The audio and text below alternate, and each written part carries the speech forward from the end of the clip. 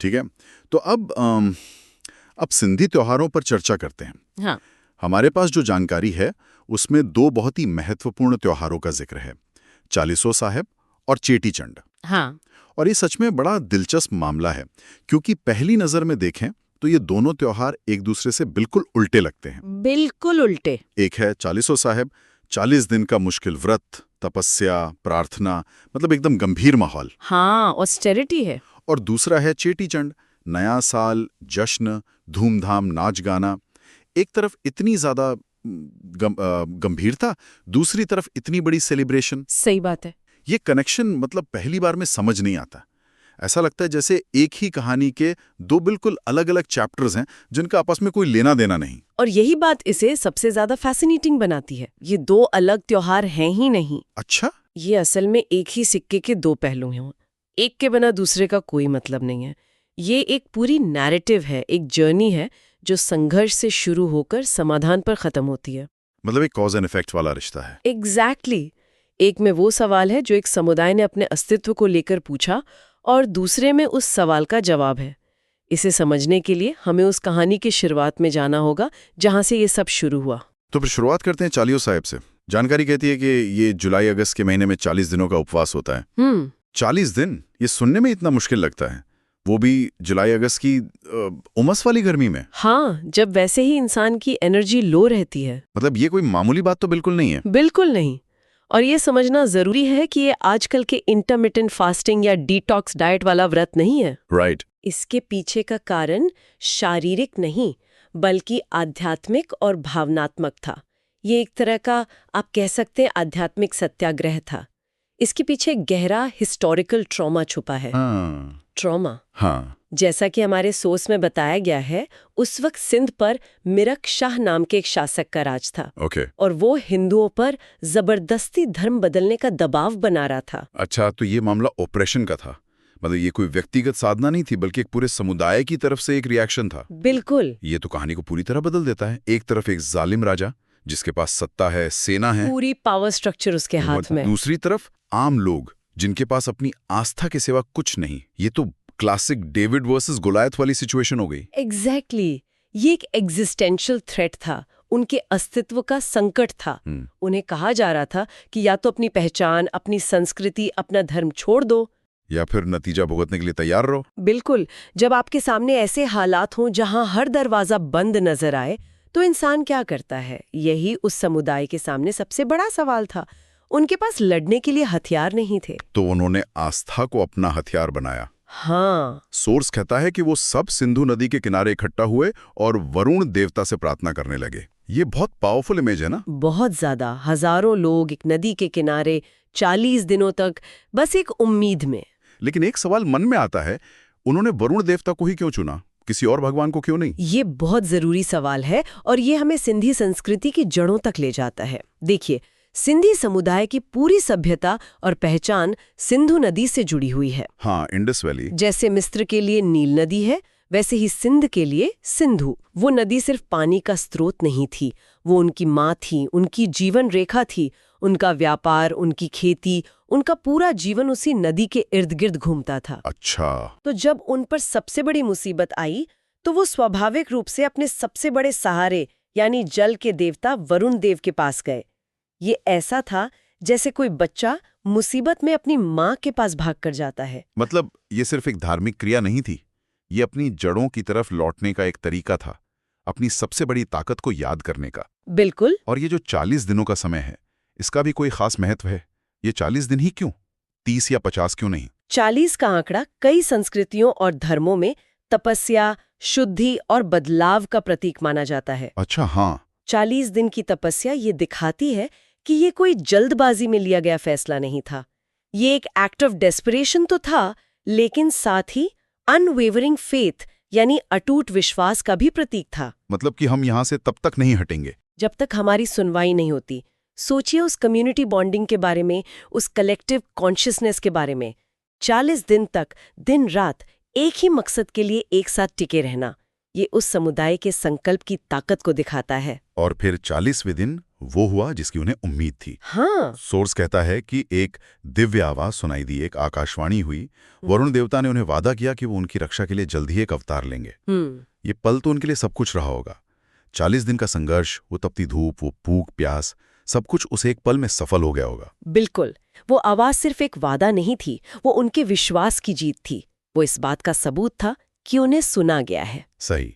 इसीलिए चालियो साहिब का त्योहार सिर्फ तपस्या और मुश्किलों को याद करने के लिए नहीं मनाया जाता, बल्कि जैसा कि सोर्स में बताया गया है, ये एक तरह का थैंक्सगिविंग डे है। थैंक्सगिविंग डे, अच्छा। ये उस वादे के मिलने का दिन है, ये उस उम्मीद के जन्म का दिन है। इसलिए व्रत के अंत में दुख नहीं बल्कि एक आश्वासन और खुशी का भाव होता है। ये याद दिलाता है कि सबसे अंधेरी रात के बाद ही सुबह का वादा मिलता है। वाह, तो चालियो असल में अंत नहीं बल्कि एक नई शुरुआत की प्रस्तावना है। प्रस्तावना बिल्कुल सही शब्द है। ये उस कहानी का पहला हिस्सा है जहां उम्मीद का बीज बोया गया।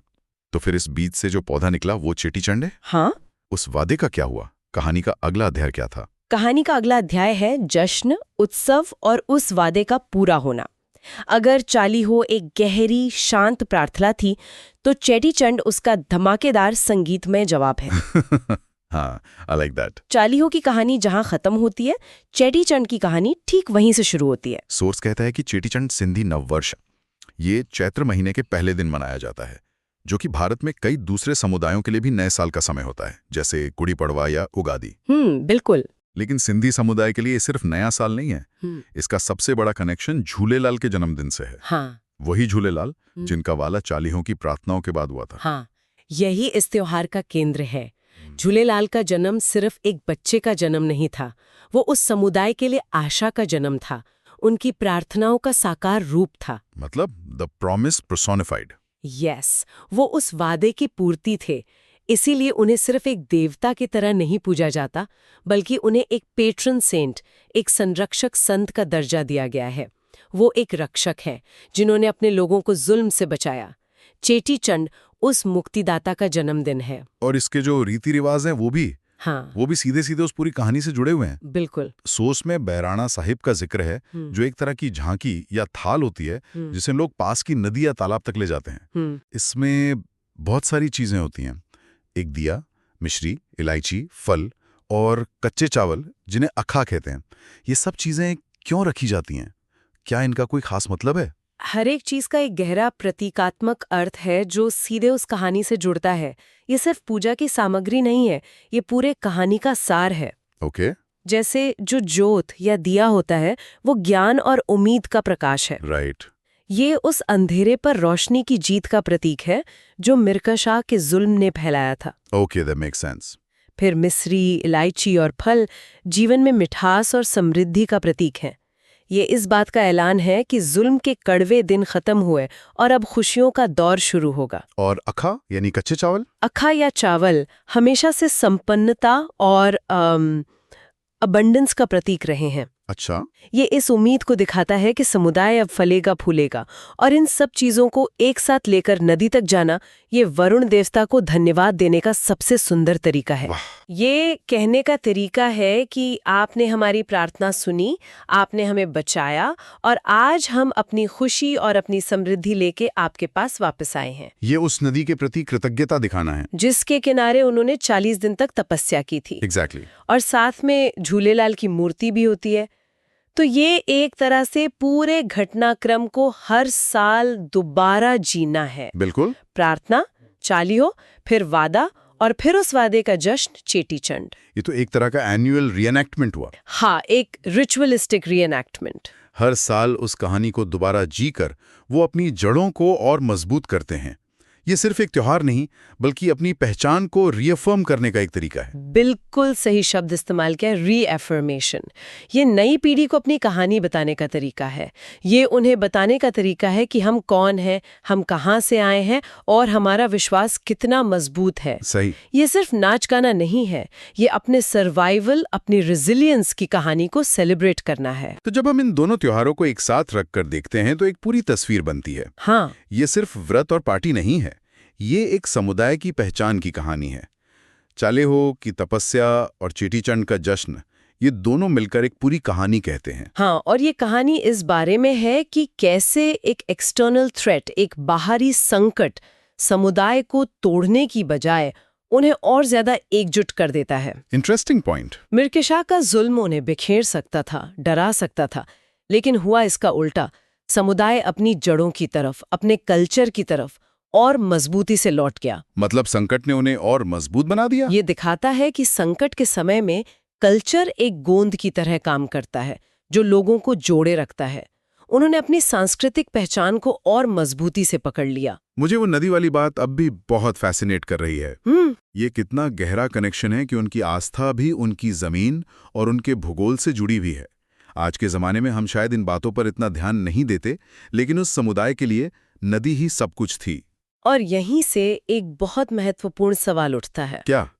सोचिए, एक समुदाय जिसकी पहचान, जिसकी कहानी, जिसकी आस्था एक नदी से इतनी गहराई से जुड़ी हो, जब उसे उस नदी से, उस जमीन से अलग कर दिया जाए तो क्या होता है? मतलब विभाजन के समय की बात कर रही हैं आप? हाँ, हम जानते हैं कि भारत के विभाजन के समय सिंधी समुदाय को अपनी जमीन, अपना सिंध छोड़ना पड़ा। वो सिंधु नदी से बिछड़ गए। ये तो बहुत ही गहरा इमोशनल डिस्प्लेसमेंट रहा होगा, अपनी जड़ों से पूरी तरह कट जाना। बिल्कुल। ऐसे में कोई अपनी पहचान को कैसे जिंदा रखता है? जब आपका भूगोल ही आपसे छिन जाए तो आप अपनी कहानी को कैसे आगे बढ़ाते हैं? और यहीं पर ये त्योहार और ये कहानियां अपनी सबसे बड़ी भूमिका निभाती हैं। कैसे? जब जमीन छूट जाती है तो आपकी रस्में और आपकी यादें ही आपकी जमीन बन जाती हैं। वाह, कहानी ले गए। वो अपने साथ झूलेलाल की यादें ले गए।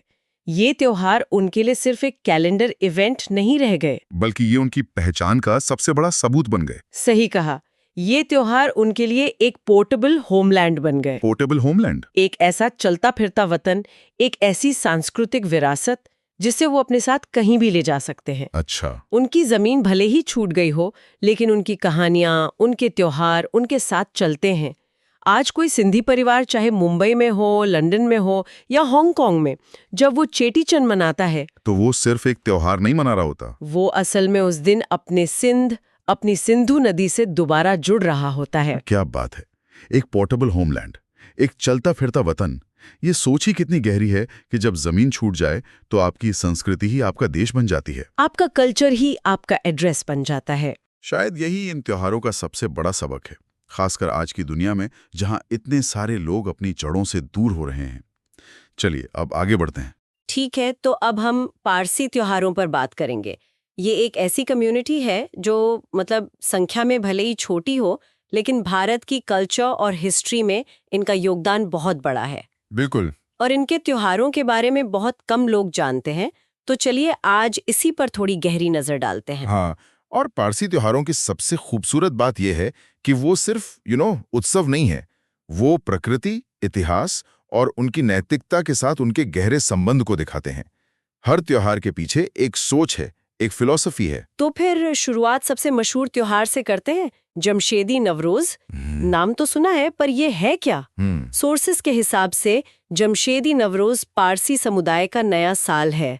ये शहनशाही कैलेंडर के पहले महीने माह फरवरदीन के पहले दिन रोज हॉर्मुज्द को मनाया जाता है। सही, पर ये सिर्फ एक कैलेंडर का बदलना नहीं है, इसका असली कनेक्शन प्रकृति से है। अच्छा? हाँ, ये वसंत विषुव मतलब स्प्रिंग इक्विनॉक्स के आसपास आता है, जब दिन और रात बराबर होते हैं। ओह राइट, और मुझे ये लाइन बहुत अच्छी लगी, it is suppose to be the beginning of the universal dawn. मतलब ये सिर्फ कैलेंडर का बदलना नहीं है, बल्कि सर्दियों का अंत और एक नई शुरुआत, एक तरह से पूरी कायनात की नई सुबह का प्रतीक है। Exactly, universal dawn. ये कॉन्सेप्ट बहुत गहरा है। ये हमें याद दिलाता है कि हमारे त्योहार सिर्फ तारीखें नहीं, बल्कि प्रकृति के चक्र से जुड़े हैं। जैसे वसंत में सब कुछ नया हो जाता है ना? हाँ, बिल्कुल। वैसे ही नौरोज भी जीवन में नई उम्मीद और नई शुरुआत का प्रतीक है। इसमें एक और दिलचस्प रिचुअल है, खोर्शेद और मेहर यज़्द की पूजा करना, जो सूर्य से जुड़े डिवाइन बीइंग्स हैं। और बाकी त्योहारों की तरह ही लोग एक दूसरे के घर जाते हैं और फायर टेम्पल यानी अग्यारी जाते हैं। हाँ, सूर्य और अग्नि का ज़ोरोआस्ट्रियनिज्म में बहुत महत्व है। खुर्शेद और मेहर यज़्द सन और उससे जुड़ी रोशनी के प्रतीक हैं। तो ये मतलब सूरज की पूजा करना हुआ। पूजा से ज्यादा ये सम्मान देना है। नए साल की शुरुआत रोशनी और ऊर्जा के इन स्रोतों का धन्यवाद करके करना, ये दिखाता है कि प्रकृति के प्रति कितना सम्मान है। ये एक तरह से पॉजिटिविटी और ज्ञान के साथ नए साल में प्रवेश करने जैसा है। अच्छा। और ये जो यूनिवर्सल डॉन का कॉन्सेप्ट है, वो बहुत गहरा है। अग्यारी जाना भी, वो भी एक स्पिरिचुअल क्लेंजिंग का एक तरीका है, ताकि नए साल की शुरुआत शुद्ध मन से हो। तो आप एक अलग तरह के दिन पर आते हैं, ज़ोरथ्रुस्टर नोदिसो। ये पैगंबर ज़ोरोस्टर की पुण्यतिथि, डेथ एनिवर्सरी है। ये 10वें महीने माह दय के 11वें दिन खोरशैद रोज को मनाया जाता है, जो करीब जून में पड़ता है। हाँ, ये उत्सव का दिन नहीं बल्कि चिंतन का दिन है। इस दिन का रिचुअल भी बहुत मीनिंगफुल है। लोग फायर टेम्पल जाते हैं, प्रार्थना करते हैं और पैगंबर के जीवन और उन्हें कामों के बारे में सुनते हैं। ये सिर्फ एक शोक का दिन नहीं लगता, बल्कि एक तरह से उनके जीवन से सीखने का दिन है। जैसे स्कूलों में महापुरुषों की जयंती या पुण्यतिथि पर उनके बारे में बताया जाता है, कुछ वैसा ही। आपने सही पकड़ा। ये शोक मनाने से ज्यादा उनकी विरासत, उनकी लेगेसी को याद करने का दिन है। ये एक मौका है जब पूरी कम्युनिटी एक साथ आती है और अपनी जड़ों को, अपने सिद्धांतों को फिर से याद करती है। और पैगंबर के जीवन और कामों को सुनना, ये हिस्सा बहुत महत्वपूर्ण है। ये दिखाता है कि ज्ञान और शिक्षा को कितना महत्व दिया गया है। कहानियों और उपदेशों के जरिए ही तो एक पीढ़ी अपनी मान्यताएं और मूल्य अगली पीढ़ी तक पहुंचाती है। ये कम्युनिटी की कलेक्टिव मेमोरी को जिंदा रखने का एक बहुत शक्तिशाली तरीका है। बिल्कुल। और जहाँ पुण्यतिथि है, वहाँ जन्म का उत्सव भी है, खोरदाद साल। हाँ, जीवन का पूरा चक्र। ये पैगंबर ज़ोरोस्टर का जन्मदिन है। ये पारसी महीने फरवरदीन के 6ठे दिन मनाया जाता है, जो अगस्त-सितंबर में आता है। इसके रिचुअल्स में प्रार्थनाएं और स्पेशल ग्रैंड फीस्ट यानी बड़ी दावतें शामिल हैं। मतलब यहाँ भी भारत के बाकी समुदायों की तरह कोई भी खुशी बिना अच्छी दावत के अधूरी है। बिल्कुल, दावतें सिर्फ खाना नहीं होती हैं, वो कम्युनिटी बॉन्डिंग का एक अहम हिस्सा है। साथ मिलकर खाना, खुशियां बांटना, ये किसी भी संस्कृति का एक जरूरी पहलू है। सही बात है। और इन दोनों दिनों में ज़रथुस्त्र नो दीसों और खुर्दाद साल में एक संतुलन देखिए। एक दिन उनके जाने और उनकी शिक्षाओं पर चिंतन करने का है, तो दूसरा दिन उनके आने और दुनिया को एक नई राह दिखाने की खुशी मनाने का है। ये जीवन के पूरे चक्र का सम्मान करने जैसा है। बिल्कुल। आखिर में एक बहुत ही अनोखा दिन है, पतेती। ये पारसी कैलेंडर के आखिरी गाथा दिनों पर होता है। हाँ, और गाथा पारसी धर्म के सबसे पवित्र ग्रंथ है, जिन्हें खुद पैगंबर ज़ोरोस्टर ने लिखा था। तो साल के आखिरी दिनों का नाम गाथा पर होना, ये दिखाता है कि ये दिन आध्यात्मिक रूप से कितने महत्वपूर्ण हैं। और इसका मकसद है साल भर में हुई गलतियों या पापों के लिए पश्चाताप करना। ये एक तरह का स्पिरिचुअल अकाउंट क्लोजिंग है साल के अंत में। स्पिरिचुअल अकाउंट क्लोजिंग, ये अच्छा शब्द है, लेकिन पतेती का कॉन्सेप्ट पश्चाताप से कहीं ज्यादा है। ये आत्म विश्लेषण, मतलब सेल्फ रिफ्लेक्शन का दिन है।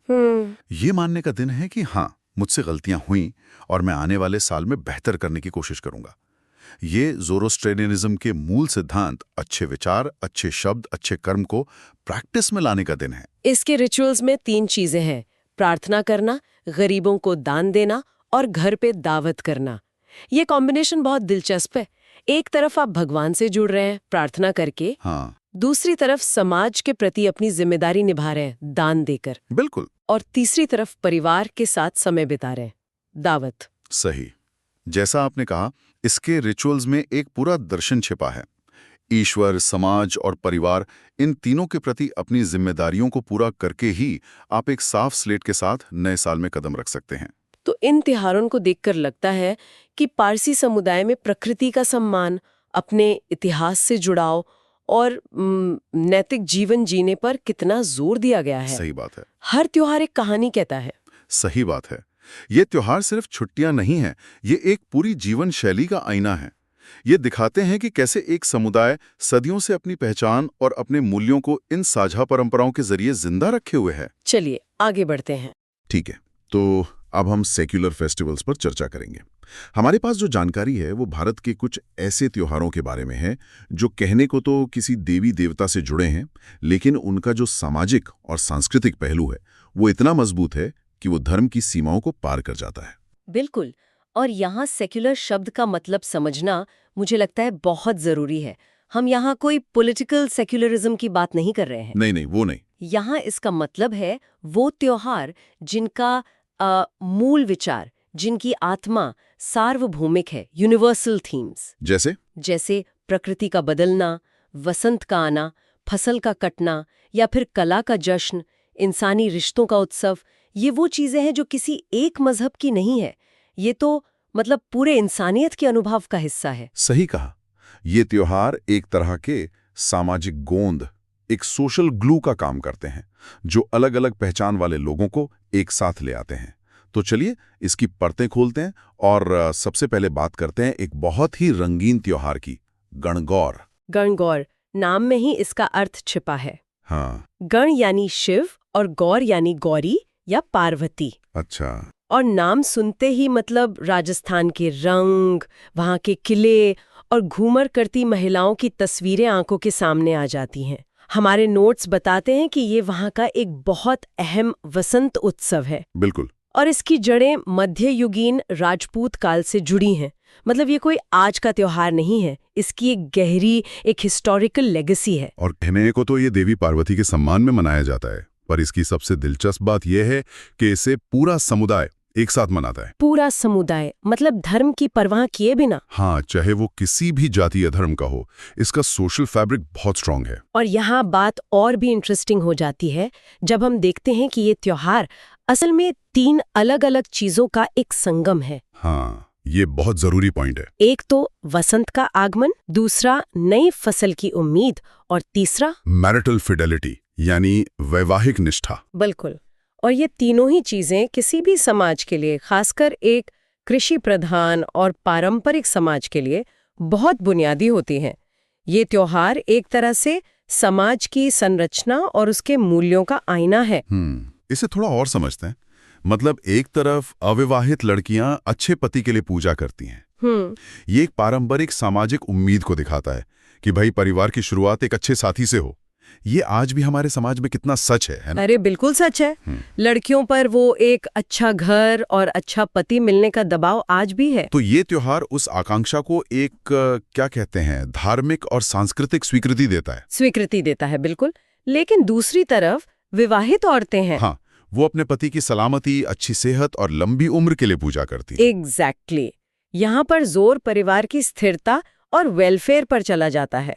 तो देखिए, त्योहार एक ही है, लेकिन समाज में व्यक्ति की भूमिका और जीवन के चरण के हिसाब से उसके मायने और मकसद कैसे बदल जाते हैं। सही। मतलब एक लड़की के लिए ये उम्मीद का त्योहार है और एक पत्नी के लिए मन्नत का। हाँ। पर यह एक सवाल उठता है, क्या ये त्योहार एक तरह से समाज की जो पेट्रियार्कल उम्मीदें हैं उनको मजबूत नहीं करता? कि एक लड़की का लक्ष्य एक अच्छा पति पाना ही है और एक पत्नी का धर्म पति की सलामती की कामना करना? ये एक बहुत जरूरी सवाल है और इसका जवाब हाँ और ना दोनों में है। अच्छा। देखिए, ऊपरी तौर पर देखें तो बिल्कुल ये पारंपरिक लैंगिक भूमिकाओं को, जेंडर रोल्स को मजबूत करता है।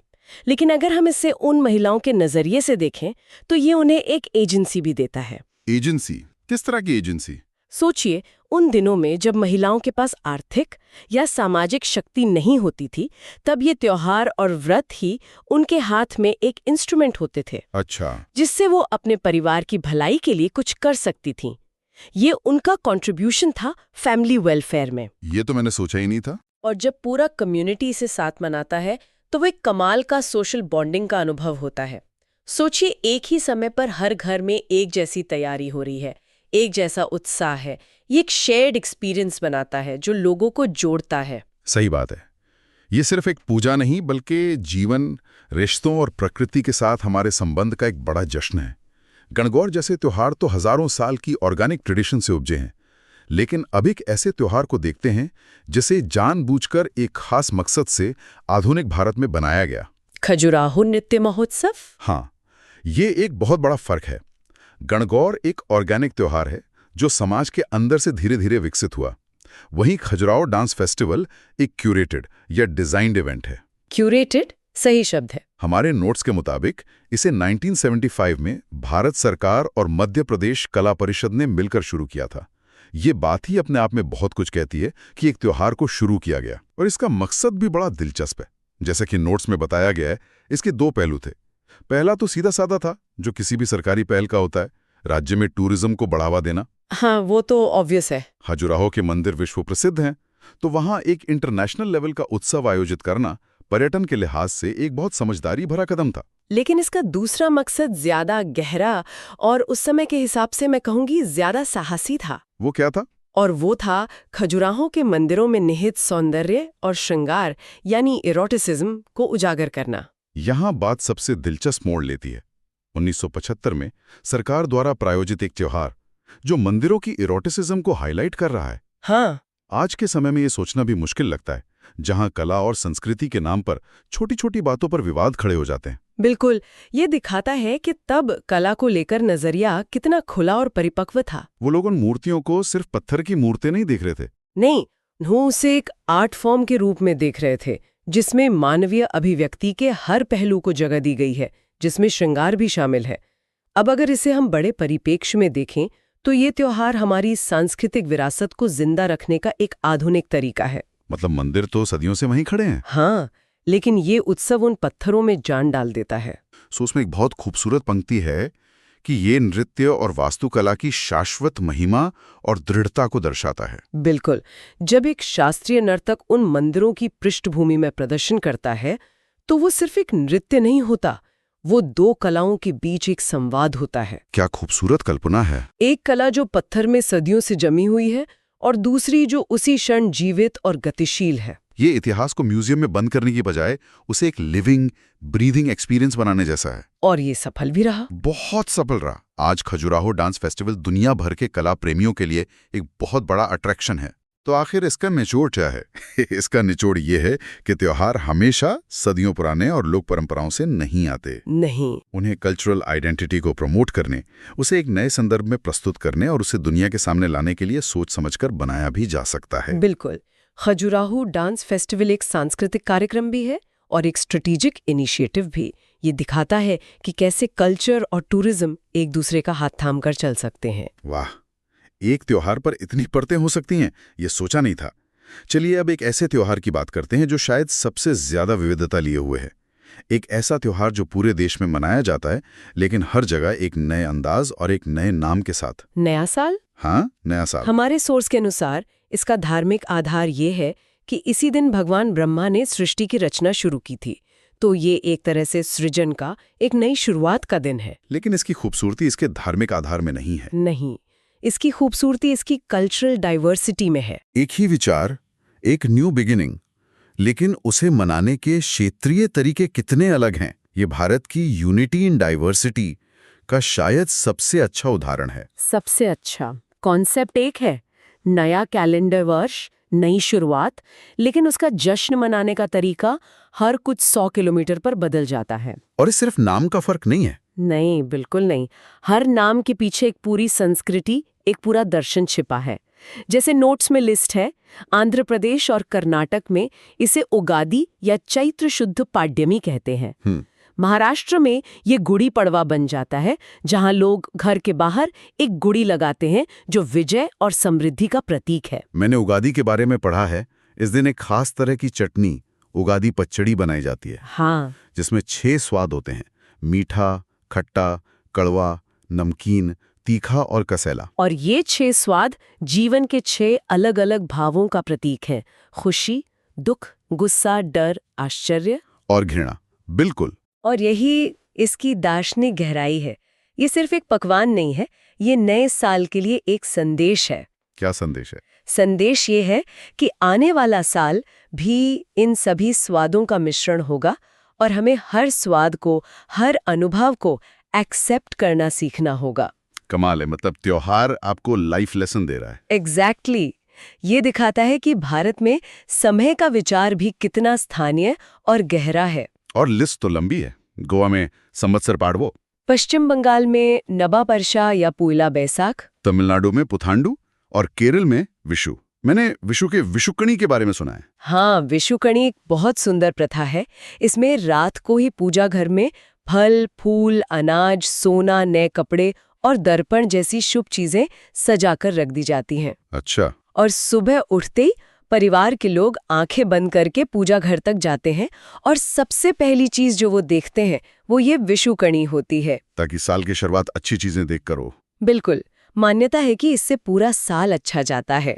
अपना है, बहुत पर्सनल और कम्युनल है। ये विविधता क्या दिखाती है? ये दिखाती है कि भारत की सांस्कृतिक बनावट कितनी समृद्ध और मल्टी लेयर्ड है। सही।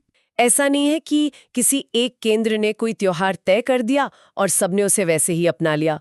हर क्षेत्र ने उस सेंट्रल आइडिया को लिया और उसे अपनी स्थानीय संस्कृति, अपनी भाषा, अपने खानपान और अपनी परंपराओं के रंग में रंग दिया। वाकई, एक ही त्योहार हमें पूरे भारत की यात्रा करा देता है। चलिए इस चर्चा के आखिरी पड़ाव पर आते हैं और बात करते हैं तीज की।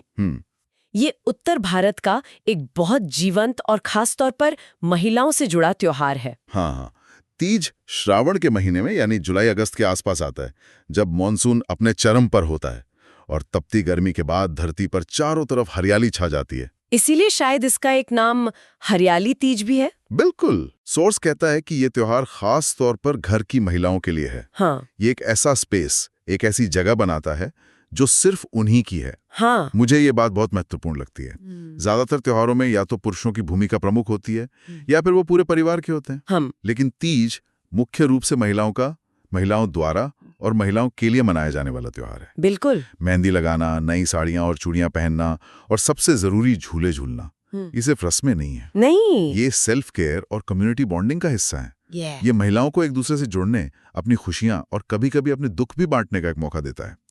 उन झूलों में जब वो ऊंचे-ऊंचे पेंग भरती हैं, तो वो सिर्फ एक खेल नहीं होता, वो एक तरह की आजादी का एहसास होता है। रोजमर्रा की जिम्मेदारियों से एक छोटा सा ब्रेक। हाँ, बिल्कुल। और नोट्स में ये भी बताया गया है कि तीज की भी कई किस्में, हरियाली तीज, कजरी तीज और हरतालिका तीज।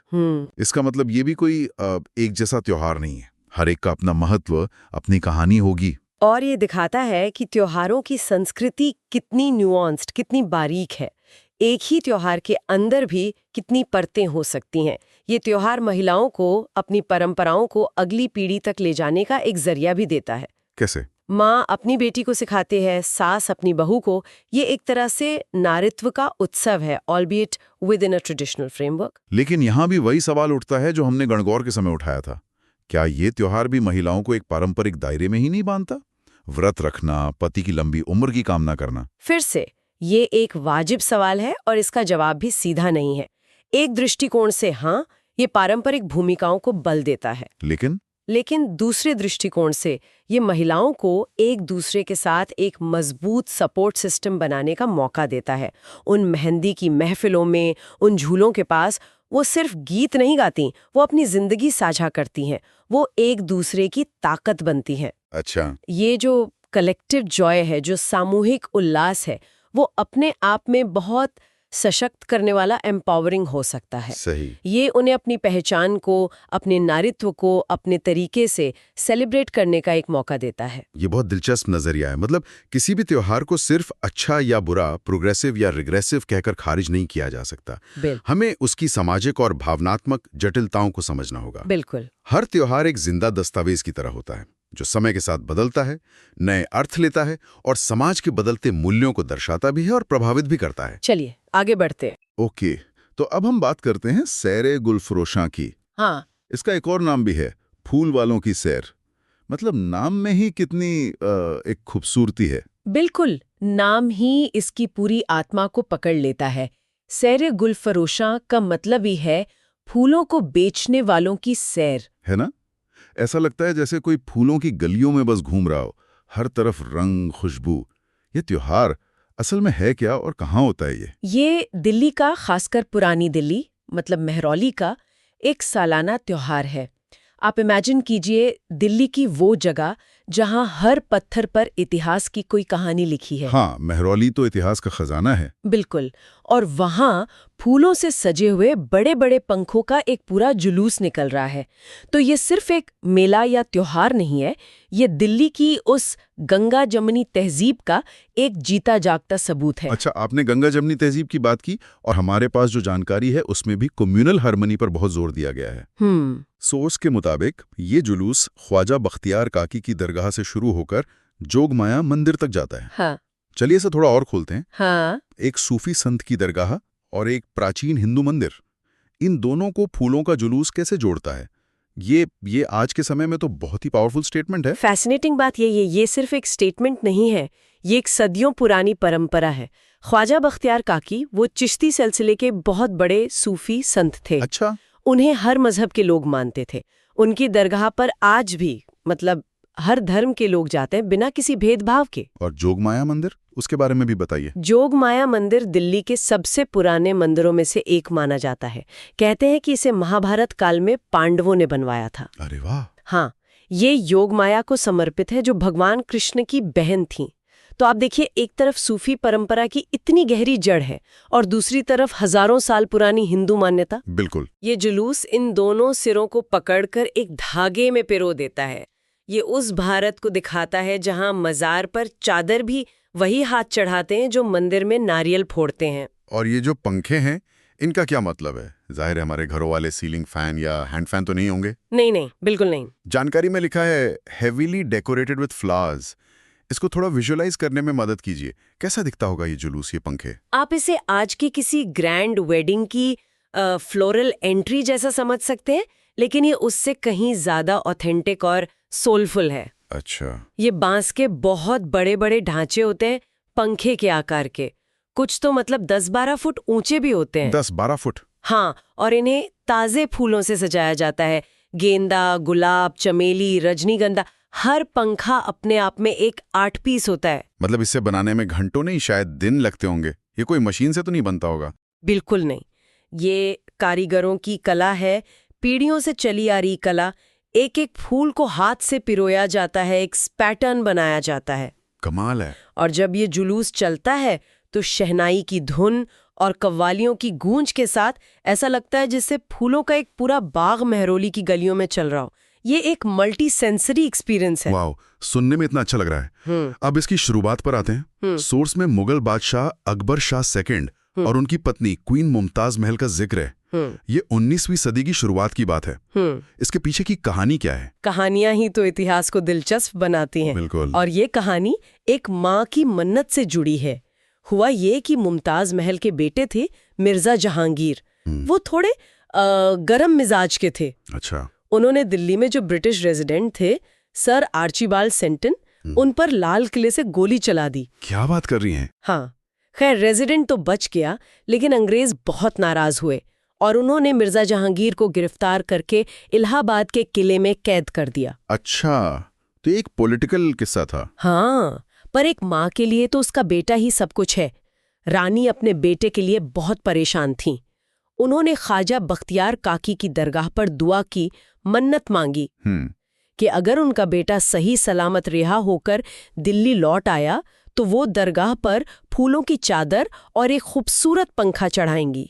ये वैसी ही मन्नत है जैसे आज भी माएँ मांगती हैं। बिल्कुल, ये तो हर घर की कहानी लगती है। फिर क्या हुआ? मन्नत पूरी हुई। मिर्जा जहांगीर रिहा होकर वापस दिल्ली आ गए तो रानी ने अपनी मन्नत पूरी की, लेकिन बहुत ही शानदार तरीके से। अच्छा।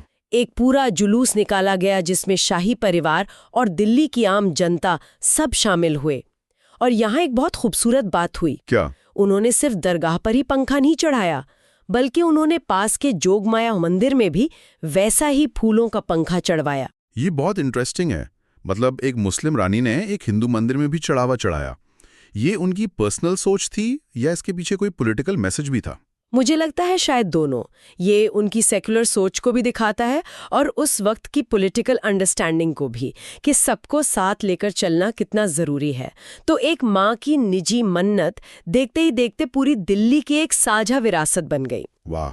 ये किसी शाही फरमान से नहीं, बल्कि एक पर्सनल इमोशनल जेस्चर से शुरू हुई परंपरा थी और इसीलिए ये लोगों के दिलों में उतर गई। एक मिनट, यहाँ एक बात है जो मुझे थोड़ी खटक रही है। इतने खूबसूरत सबको जोड़ने वाले त्योहार को अंग्रेजों ने बैन कर दिया था। हाँ, कर दिया था। ये तो बड़ा अजीब है। एक फूलों के त्योहार से ब्रिटिश राज को क्या खतरा हो सकता था? आपका सवाल बिल्कुल सही है और इसका जवाब अंग्रेजों की डिवाइड एंड रूल पॉलिसी में छिपा है। आप जरा उस दौर को समझिए। 1857 की क्रांति हो चुकी थी। हाँ। इस क्रांति में हिंदू और मुसलमान दोनों ने मिलकर अंग्रेजों के खिलाफ लड़ाई लड़ी थी। अंग्रेजों को ये बात समझ आ गई थी कि अगर ये दोनों समुदाय एक रहें तो हिंदुस्तान पर राज करना नामुमकिन हो जाएगा। तो फूल वालों की सैर उनकी इस पॉलिसी के रास्ते में आ रही थी। एग्जैक्टली। ये त्योहार उनकी पूरी पावर स्ट्रक्चर के लिए एक सीधा खतरा था। कैसे? एक ऐसा त्योहार जहां मुगल बादशाह का परिवार, एक सूफी दरगाह और एक हिंदू मंदिर दोनों जगह सिर झुका रहा हो, जहां आम हिंदू और मुसलमान कंधे से कंधा मिलाकर चल रहे हों। ये उस ऑर्गेनिक यूनिटी का प्रतीक था जिससे अंग्रेजों को सबसे ज्यादा डर लगता था। मतलब ये सिर्फ फूलों का जुलूस नहीं था, ये एकता का एक खामोश राजनीतिक प्रतीक था। बिल्कुल। इसमें कोई भाषण नहीं होते थे, कोई नारे नहीं लगते थे, लेकिन एक दरगाह से मंदिर तक फूलों का जाना ही अपने आप में एक बहुत बड़ा पैगाम था। सही बात है। ये लोगों को याद दिलाता था कि उनकी जड़ें एक हैं, उनका इतिहास साझा है। अंग्रेजों ने इसे बंद करने के लिए कोई एक दिन का ऑर्डर नहीं निकाला होगा। उन्होंने धीरे धीरे इसका पेट्रनेज खत्म किया होगा। अच्छा। प्रशासनिक मुश्किलें खड़ी की होंगी और एक ऐसा माहौल बनाया होगा कि ये त्योहार खुद ब खुद दम तोड़ दे। संस्कृति पर हमला अक्सर ऐसे ही धीरे धीरे किया जाता है। तो एक त्योहार का बंद होना सिर्फ एक इवेंट का रुकना नहीं है, बल्कि कम्युनिटी की कलेक्टिव कॉन्शियसनेस पर हमला है। सही कहा आपने। लेकिन कहानी यहाँ खत्म नहीं हुई। 1962 में इसे दोबारा शुरू किया गया। ये टाइमिंग बहुत खास है। भारत को आजाद हुए सिर्फ 15 साल हुए थे। बिल्कुल, ये टाइमिंग ही सब कुछ कहती है। 1962 का भारत, सोचिए, पार्टीशन का जख्म अभी भी ताजा था। देश को एक ऐसी आइडेंटिटी की जरूरत थी जो धार्मिक बंटवारे से ऊपर उठे। इस त्योहार को दोबारा शुरू करना सिर्फ एक पुरानी परंपरा को जिंदा करना नहीं था। तो फिर क्या था? ये आजाद भारत का अपनी सेक्युलर और मिली जुली संस्कृति को पूरी दुनिया के सामने सेलिब्रेट करने का एक ऐलान था। और इसमें उस समय के प्रधानमंत्री जवाहरलाल नेहरू की भी बड़ी भूमिका थी, है ना? हाँ, बिल्कुल।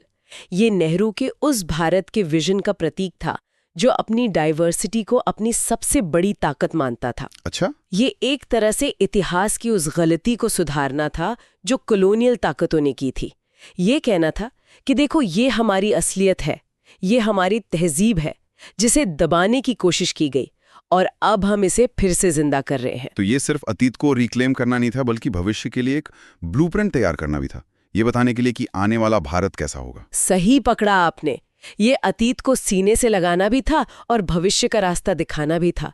और ये कोई एक बार का इवेंट नहीं था। मतलब? तब से लेके आज तक भारत के प्रधानमंत्री और दिल्ली के मुख्यमंत्री दोनों इस त्योहार के लिए पंखा भेजते हैं। अरे वाह। तो ये सिर्फ मेहरौली का त्योहार नहीं है, ये पूरे भारत का त्योहार है। कमाल है। तो इस एक त्योहार की कहानी में हमें क्या क्या नहीं मिला? एक माँ की मन्नत से शुरू होकर मुगल कालीन तहजीब, कम्युनल हार्मनी का एक अद्भुत उदाहरण, कॉलोनियल पॉलिटिक्स की साजिशें और आज़ाद भारत की अपनी पहचान बनाने की जद्दोजहद। ये सिर्फ एक फूलों का त्योहार नहीं, बल्कि दिल्ली के इतिहास और हिंदुस्तान की आत्मा का एक पूरा चैप्टर है। सही कहा। और ये त्योहार हमें आज के दौर में एक बहुत जरूरी बात याद दिलाता है। ये बताता है कि हमारी साझा विरासत कितनी गहरी और खूबसूरत है। ये हमें सिखाता है कि साथ मिलकर जश्न मनाने के लिए हमें किसी खास वजह की जरूरत नहीं है। हमारी साझा संस्कृति ही अपने आप में सबसे बड़ी वजह है। चलिए आगे बढ़ते हैं। ठीक है, अब हम नॉर्थ ईस्ट इंडिया के त्योहारों पर बात करेंगे। और ये सिर्फ कैलेंडर पर लिखी छुट्टियां या कोई जश्न नहीं है। नहीं, बिल्कुल नहीं। ये तो वहाँ की संस्कृति, वहाँ के इतिहास और लोगों की जिंदगी का एक बहता हुआ आईना है। सही कहा। एक ऐसा आईना जिसमें मतलब जमीन से जुड़ाव, अध्यात्म और कम्युनिटी की जो भावना है, वो सब कुछ एक साथ दिखता है। हाँ। हमारे पास जो जानकारी है वो सिक्किम के शांत वादियों से लेकर नागालैंड के जोशीले पहाड़ों और त्रिपुरा के ऐतिहासिक मैदानों तक फैली हुई है। तो हम कुछ बहुत ही दिलचस्प त्योहारों को समझने की कोशिश करेंगे। और हर त्योहार की अपनी एक कहानी है ना? अपनी एक पहचान है। बिल्कुल, जो खेती, धर्म और समुदाय के धागों से बुनी हुई है। ये सिर्फ उत्सव नहीं है, ये जीने का एक तरीका है। तो चलिए शुरुआत सिक्किम से करते हैं। वहाँ सागा दावा नाम का एक बहुत ही महत्वपूर्ण त्योहार मनाया जाता है। पहली नजर में तो ये एक बौद्ध त्योहार लगता है, पर मुझे लगता है ये उससे कहीं ज्यादा गहरा है। हाँ, और इसका जो समय है वो बहुत खास है। ये तिब्बती लूना कैलेंडर के चौथे महीने, जिसे सागा दावा कहते हैं, उसकी पूर्णिमा को मनाया जाता है। अच्छा। ये महीना आमतौर पर मई और जून के बीच पड़ता है। लेकिन इंटरेस्टिंग बात यह है कि सिर्फ वो पूर्णिमा का दिन ही नहीं, बल्कि इस पूरे महीने को मंथ ऑफ मेरिट्स यानी पुण्यों का महीना माना जाता है। पुण्यों का महीना, ये सुनने में कितना शांत और मतलब इंट्रोस्पेक्टिव सा लगता है, जैसे कोई कर्मकांड से ज्यादा एक स्पिरिचुअल प्रैक्टिस हो। पर इस एक दिन यानी पूर्णिमा को इतना शुभ क्यों मानते हैं? क्या कोई एक बड़ी घटना हुई थी इस दिन? एक नहीं बल्कि 3, और यही बात सागा दावा को यूनिक बनाती है। 3? हाँ, ये त्योहार भगवान बुद्ध के जीवन की 3 सबसे बड़े घटनाओं को एक साथ याद करता है। उनका जन्म, उनका ज्ञानोदय यानी एनलाइटनमेंट, और उनका महापरिनिर्वाण। एक मिनट, जन्म, ज्ञान और मृत्यु, ये तीनों तो जिंदगी के बिल्कुल अलग पड़ाव हैं। इन तीनों को एक ही दिन मनाना, ये थोड़ा अजीब नहीं है? आमतौर पे तो हम जन्मदिन अलग मनाते हैं और पुण्यतिथि अलग। क्या ये जीवन को एक पूरे चक्र के रूप में देखने का बौद्ध नजरिया है, जहां शुरुआत, मध्य और अंत सब एक ही धागे में पिरोए हुए हैं? आपने बिल्कुल सही पकड़ा। यही इसका सबसे गहरा फिलॉसॉफिकल एस्पेक्ट है। ये हमें याद दिलाता है कि बौद्ध धर्म में जीवन को लीनियर नहीं बल्कि साइक्लिकल देखा जाता है। अच्छा। जन्म और मृत्यु 2 अलग-अलग छोर नहीं है, बल्कि एक ही वृत्त का हिस्सा है। तो इस एक दिन में पूरे जीवन चक्र का सम्मान करके ये त्योहार हमें क्षणभंगुरता और जुड़ाव दोनों का एहसास कराता है। ये सिर्फ जश्न नहीं है, ये एक बहुत गहरी सीख है। तो फिर इसे मनाने का तरीका भी वैसा ही शांत और आध्यात्मिक होगा? मेरा मतलब है, जोर शोर वाले जश्न की जगह ध्यान और दान पर ज्यादा जोर होगा। बिल्कुल। लोग बौद्ध मठों की तीर्थ यात्रा करते हैं, वहां जाकर अगरबत्ती जलाते हैं, ढोग यानी एक तरह का चढ़ावा चढ़ाते हैं और पानी अर्पित करते हैं। और परिक्रमा करते हैं, मंत्रों का जाप करते हैं और प्रेयर व्हील्स, वो जो प्रार्थना चक्र होते हैं, उन्हें घुमाते हैं। और पूरे महीने बौद्ध समुदाय को बुद्ध की 3 मुख्य शिक्षाओं का पालन करने के लिए प्रोत्साहित किया जाता है। दान यानी जेनरोसिटी, शील यानी मोरालिटी, और भावना यानी मेडिटेशन। तो ये एक पर्सनल स्पिरिचुअल जर्नी जैसा हो गया। एग्जैक्टली। सिक्किम की इस आध्यात्मिक शांति से अब थोड़ा जश्न और उल्लास की तरफ चलते हैं। वहीं पर एक और बड़ा त्योहार है, लोसूंग, और ये सिक्किम का नया साल है। हाँ, लोसूंग का मिजाज सागा दावा से बिल्कुल अलग है। ये हर साल दिसंबर में मनाया जाता है और ये सीधे सीधे जमीन से, खेती से जुड़ा है। अच्छा, मतलब ये एक हार्वेस्ट फेस्टिवल है? बिल्कुल। जब किसान अपनी फसल काट लेते हैं तो उस मेहनत के फल का जश्न मनाने के लिए ये त्योहार होता है। आप इसे पंजाब की बैसाखी या दक्षिण भारत के पोंगल जैसा ही समझ सकते हैं। ये समुदाय को प्रकृति को धन्यवाद कहने का एक तरीका है। हमारे सोर्स में एक दिलचस्प बात लिखी है कि ये पारंपरिक रूप से भूटिया जनजाति का त्योहार था जी, लेकिन अब लेप्चा समुदाय के लोग भी उतने ही जोश से मनाते हैं। इसे सिर्फ कल्चरल एक्सचेंज कहना तो थोड़ा सतही होगा। इसके पीछे जरूर कोई गहरी सामाजिक कहानी होगी। मतलब कैसे एक समुदाय का त्योहार दूसरे का बन गया? ये एक बेहतरीन सवाल है। ये सिर्फ कल्चरल एक्सचेंज नहीं है, ये सिक्किम की राजनीतिक और सामाजिक एकता की कहानी कहता है। अच्छा। हाँ, जब अलग अलग समुदाय एक दूसरे के त्योहारों को अपनाते हैं तो वो सिर्फ जश्न नहीं बांट रहे होते, बल्कि एक दूसरे की पहचान को, एक दूसरे के अस्तित्व को स्वीकार कर रहे होते हैं। सही बात है। ये दिखाता है कि कैसे समय के साथ एक साझा सिक्किमी पहचान बनी जो अलग अलग जनजातीय पहचानों से ऊपर है। त्योहार यहाँ सोशल ग्लू का काम करते हैं। और इस जश्न का एक मजेदार पहलू भी है, छांग पीना, जो वहाँ की लोकल बनी हुई वाइन है। त्योहार मतलब थोड़ा जश्न, नाच गाना तो बनता ही है। बिल्कुल। और ये जश्न सिर्फ पीने पिलाने तक सीमित नहीं है। मठों में पारंपरिक नृत्य होते हैं, जैसे चाम डांस, जिसमें कलाकार रंग बिरंगे मुखौटे पहनकर बुराई पर अच्छाई की जीत की कहानियां सुनाते हैं। साथ ही ब्लैक हैट डांस भी होता है। और तो और तीरंदाजी के बड़े उत्सव होते हैं। ये सिर्फ एक खेल नहीं है, ये सिक्किम के लोगों की वॉरियर स्पिरिट यानी शौर्य की भावना का प्रतीक है। वाह, तो एक तरफ फसल का जश्न है, दूसरी तरफ वीरता का प्रदर्शन। बिल्कुल। तो हमने देखा कि सिक्किम में त्योहार कैसे आध्यात्म और खेती को जोड़ते हैं। इसी धागे को आगे बढ़ाते हैं असम में, जहां बिहू का उत्सव भी पूरी तरह से जमीन और फसलों के चक्र पर ही आधारित है।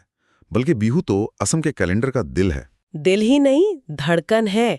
और बिहू साल में एक नहीं बल्कि 3 बार मनाया जाता है, जो खेती के 3 अलग-अलग चरणों से जुड़े हैं। 3 बार? अप्रैल में बोहाग या रोंगाली बिहू, जो बुआई के समय का जश्न है। फिर अक्टूबर में काटी या कोंगाली बिहू, जो थोड़ा कमी का, प्रार्थना का समय होता है। और जनवरी में माघ या भोगाली बिहू, जो फसल कटने के बाद के भोज का त्योहार है। लेकिन इन तीनों में सबसे ज्यादा इंतजार और धूमधाम तो रोंगाली बिहू की होती है ना? हाँ बिल्कुल। ये 14 अप्रैल से शुरू होता है और हफ्ते भर से लेकर महीने भर तक चल सकता है। ये असम का नया साल भी है। अच्छा। और इसका पहला दिन, जिसे गोरा बिहू कहते हैं, वो बहुत ही प्यारा है। इस दिन गायों और बैलों को नदी में ले जाकर नहलाया जाता है, उन्हें हल्दी दाल का लेप लगाया जाता है और अच्छा खाना खिलाया जाता है। अरे वाह। ये उस समाज की भावना को दिखाता है जो पूरी तरह से खेती और पशुओं पर निर्भर है। ये सिर्फ जानवर नहीं, परिवार का हिस्सा हैं, आपके पार्टनर्स हैं। ये तो एक तरह का ग्रैटिट्यूड एक्सप्रेशन है। ये तो बहुत सुंदर है। ये ठीक वैसा ही है जैसे हम दिवाली पर अपनी गाड़ियों या दुकानों की पूजा करते हैं, क्योंकि वो हमारी आजीविका का साधन है। बिल्कुल वही बात है। दूसरे दिन से फिर असली जश्न शुरू होता है, जहां लोग एक दूसरे से मिलते हैं, गामोसा तोहफे में देते हैं। हाँ, जो हाथ से बुना हुआ कॉटन का एक पारंपरिक तौलिया होता है। और घरों में पीठा बनता है। पीठा के बिना तो बिहू अधूरा है। ये चावल के पाउडर, मैदे, तिल, नारियल और गुड़ से बनी एक पारंपरिक डिश है। अच्छा। हर घर में बनता है, हर कोई एक दूसरे को खिलाता है। ये ठीक वैसे ही है जैसे होली पर गुजिया या ईद पर सवैयां। ये सिर्फ मिठाई नहीं है, ये रिश्तों में मिठास खोलने का एक जरिया है। और बिहू डांस, उसके बिना तो हम बिहू की कल्पना भी नहीं कर सकते। बिल्कुल नहीं। जगह जगह मंच लगाए जाते हैं जहां गांव या शहर के सभी समुदायों के पुरुष और महिलाएं, युवा और बुजुर्ग एक साथ आकर बिहू नृत्य करते हैं। ये कलेक्टिव सेलिब्रेशन का सबसे बड़ा प्रतीक है। ये दिखाता है कि खुशी जब मिलकर मनाई जाए तभी पूरी होती है। जहां बिहू पूरे असम को एक धागे में पिरोता है, वहीं एक और त्योहार है जो एक पूरे राज्य की जनजातीय विविधता का उत्सव मनाता है, नागालैंड का हॉर्नबिल फेस्टिवल। ये तो अब एक इंटरनेशनल इवेंट बन गया है। सही कहा, इसे फेस्टिवल ऑफ फेस्टिवल्स भी कहते हैं। और ये भी एक कृषि त्योहार ही है जो हर साल 1 दिसंबर से शुरू होकर लगभग 10 दिनों तक चलता है। और इसका आयोजन किसामा हेरिटेज विलेज में होता है ना? जी, इसका आयोजन नागालैंड सरकार करती है और इसकी सबसे बड़ी खासियत ये है कि ये नागालैंड की सभी प्रमुख जनजातियों को एक मंच पर लाता है। मतलब ये एक महासम्मेलन जैसा है जहां हर जनजाति अपनी संस्कृति, अपनी पहचान का प्रदर्शन करती है। ये तो अपनी जड़ों से जुड़ने का एक शानदार तरीका होगा, खासकर युवा पीढ़ी के लिए। बिल्कुल, हर जनजाति अपनी पारंपरिक वेशभूषा, अपने हथियार, अपने खास हेडगियर का प्रदर्शन करती है। वहाँ लोक नृत्य, संगीत और पारंपरिक खेल होते हैं। लेकिन यहाँ एक दिलचस्प सवाल उठता है। क्या? हॉर्नबिल फेस्टिवल आज एक बहुत बड़ा टूरिस्ट अट्रैक्शन बन चुका है, तो क्या इसके इतने मशहूर और टूरिस्ट फ्रेंडली हो जाने से इसकी असल रूप पर कोई असर पड़ा है? क्या ये एक सांस्कृतिक उत्सव से ज्यादा एक इवेंट बनता जा रहा है जो बाहरी लोगों के मनोरंजन के लिए है? ये तो एक बहुत जरूरी सवाल है, क्योंकि जब संस्कृति प्रदर्शन की वस्तु बन जाती है तो उसके फॉसिलाइज होने का खतरा रहता है। मतलब एक जीती जागती परंपरा से एक म्यूजियम पीस बन जाने का। ये एक डबल एज सॉर्ड है। एक तरफ ये नागालैंड को दुनिया के नक्शे पर लाता है, टूरिज्म से आमदनी होती है और युवा पीढ़ी को अपनी परंपराओं को जानने और उन पर गर्व करने का मौका मिलता है। और दूसरी तरफ ऑथेंटिसिटी का सवाल हमेशा बना रहता है। हालांकि इस त्योहार ने एक और बहुत अच्छा काम किया है। इसने नागालैंड की अलग-अलग जनजातियों के बीच आपसी समझ और संवाद को बहुत बढ़ाया है। और इसमें कुछ बहुत ही मजेदार इवेंट्स भी तो होते हैं, जैसे कोहिमा नाइट बाजार और पोर्क खाने और किंग चिली खाने की प्रतियोगिताएं। किंग चिली मतलब भूत चुलोकिया। हाँ, ये तो हिम्मत का काम है। बिल्कुल। और ये दिखाता है कि कैसे पारंपरिक त्योहारों में आधुनिक और मनोरंजक चीजों को भी शामिल किया जा रहा है, ताकि वो ज्यादा से ज्यादा लोगों को, खासकर युवाओं को आकर्षित कर सकें। परंपराएं तभी जिंदा रहती हैं जब वो समय के साथ थोड़ा बदलती हैं, अडैप्ट करती हैं। सही बात है। हमने प्रकृति, समुदाय और स्टेट स्पॉन्सर्ड आइडेंटिटी से जुड़े त्योहार देखे। हमारी लिस्ट में आखिरी पड़ाव है त्रिपुरा, जहाँ की खार्ची पूजा हमें इतिहास, राजघरानों और आम जनता के बदलते रिश्तों की कहानी सुनाती है। हाँ, खार्ची पूजा बहुत अनोखी है। सोर्स के मुताबिक ये पहले त्रिपुरा के शाही परिवार का त्योहार था। अच्छा, सिर्फ रॉयल फैमिली का? हाँ, लेकिन अभी एक बड़ा सार्वजनिक उत्सव बन गया है। ये त्योहारों के डेमोक्रेटाइजेशन का एक टेक्स्ट बुक एग्जाम्पल है। जो चीज पहले सिर्फ राजमहल की दीवारों के अंदर होती थी, वो अब पूरे समाज की हो गई है। ये तो एक बड़े स्ट्रक्चरल चेंज का संकेत है। मतलब सत्ता का केंद्र राजा से हटकर जनता की तरफ आ गया है। इस पूजा के पीछे की कहानी क्या है? कहानी ये है कि भगवान शिव ने 14 अन्य देवताओं की पूजा करने का आदेश दिया था। ये 14 देवता आज भी पुराने अगरतला की पुरान हवेली में स्थापित हैं। ये पूजा जुलाई के महीने में 10 दिनों तक चलती है और ये असल में धरती माँ की शुद्धि और पूजा का त्योहार है। तो इन 10 दिनों में क्या होता है? ये एक शाही पूजा से एक जन उत्सव कैसे बन गया? हर साल हजारों लाखों लोग इन 14 देवताओं के दर्शन करने और उनका आशीर्वाद लेने के लिए अगरतला के इस मंदिर तक की यात्रा करते हैं। और अब मंदिर समिति लोगों के मनोरंजन के लिए बड़े बड़े सांस्कृतिक कार्यक्रम और मेले भी आयोजित करती है। अच्छा, तो अब मेला भी लगता है? जी, तो ये एक तरह से तीर्थ यात्रा और मेले का मिश्रण बन गया है, जो पूरे भारत में त्योहारों का एक बहुत ही आम रूप है। ये दिखाता है कि कैसे आस्था और उत्सव मिलकर एक बहुत बड़ा कम्युनिटी इवेंट बना देते हैं, जो अब किसी राजघराने का मोहताज नहीं है। तो सिक्किम के बौद्ध मठों की शांति से लेकर नागालैंड के जनजातीय उत्सव के जोश और त्रिपुरा की ऐतिहासिक पूजा तक ये त्योहार सिर्फ छुट्टियां नहीं हैं। ये नॉर्थ ईस्ट की आत्मा की एक झलक है, जहां धर्म, प्रकृति, समुदाय और जश्न का एक अनोखा संगम देखने को मिलता है। सही कहा। और ये हमें याद दिलाता है कि भारत की असली खूबसूरती इसकी विविधता में है। ये त्योहार दिखाते हैं कि कल्चर कोई स्थिर चीज नहीं है, ये लगातार बदलता है, नई चीजें अपनाता है और समय के साथ एक नया रूप लेता है। हाँ, चाहे वो दो जनजातियों का एक त्योहार मनाना हो या एक शाही पूजा का आम लोगों का मेला बन जाना हो। चलिए अब आगे बढ़ते हैं। ठीक है, अब हम चेरोबा त्योहार पर चर्चा करेंगे। ये मणिपुर का नया साल है, जो अप्रैल के महीने में मतलब साजिबू महीने के पहले दिन मनाया जाता है। सोर्सेज बताते हैं कि ये त्योहार सीधे तौर पर एक घरेलू देवता सनमाही से जुड़ा है, जिनकी पूजा मणिपुरी लोग करते हैं। हाँ, और दिलचस्प बात यह है कि भले ही मुख्य पूजा सनमाही मंदिर में होती है, इसका असर हर घर पर दिखता है। त्योहार से पहले घरों की साफ सफाई, नए बर्तन खरीदना, परिवार के लिए नए कपड़े लेना, ये सब एक कलेक्टिव रिन्यूअल या नई शुरुआत की भावना को दिखाता है।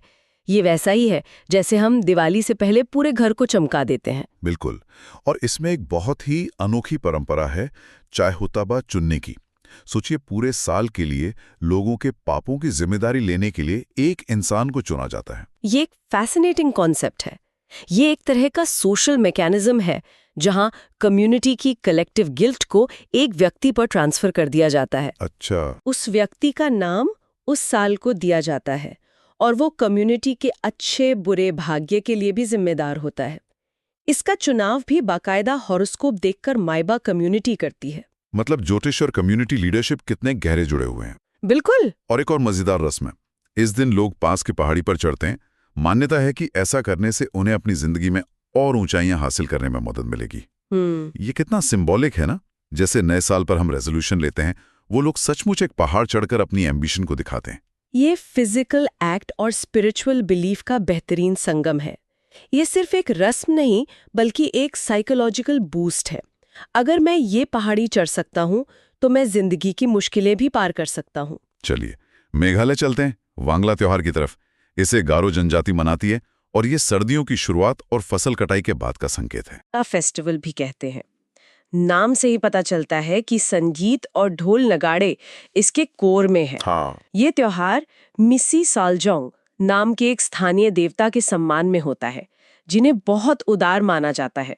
असल में ये प्रकृति और देवता को धन्यवाद देने का एक तरीका है कि आपकी वजह से हमारी फसल अच्छी हुई। सोर्सेस के मुताबिक त्योहार से एक दिन पहले गांव का मुखिया, जिसे नोकमा कहते हैं, कुछ रस्में निभाता है। इसमें देवता को ताजी बनी बियर, पके हुए चावल और सब्जियां चढ़ाई जाती हैं। ये ऑफरिंग बहुत सिंबॉलिक है। आप अपनी मेहनत का पहला और सबसे अच्छा हिस्सा देवता को दे रहे हैं। सही बात है। ये ग्रैटिट्यूड का एक बहुत ही जमीनी और सच्चा प्रदर्शन है। और फिर जो जश्न होता है, जिसमें ड्रम, बांसुरी और दूसरे वाद्य यंत्र बजते हैं, वो उस खुशी को कम्युनिटी के साथ बांटने का तरीका है। और उनके पहनावे का जिक्र करना तो बनता है, खासकर वो पंखों वाला हेडगियर जो हर कोई पहनता है। हाँ। बताया गया है कि ये उनकी क्लैन के रंगों को भी दर्शाता है। ये अपनी पहचान और अपनी जड़ों से जुड़ने का एक बहुत ही विजुअल तरीका है। बिल्कुल। अब बात करते हैं मणिपुर के एक और बड़े त्योहार की, कांग चिंगबा। ये जगन्नाथपुरी के रथ यात्रा जैसा ही है। हाँ, इसे मणिपुर का सबसे बड़ा हिंदू त्योहार माना जाता है। ये जुलाई में होता है और पूरे 8 दिन चलता है। 8 दिन? हाँ, 8 दिन।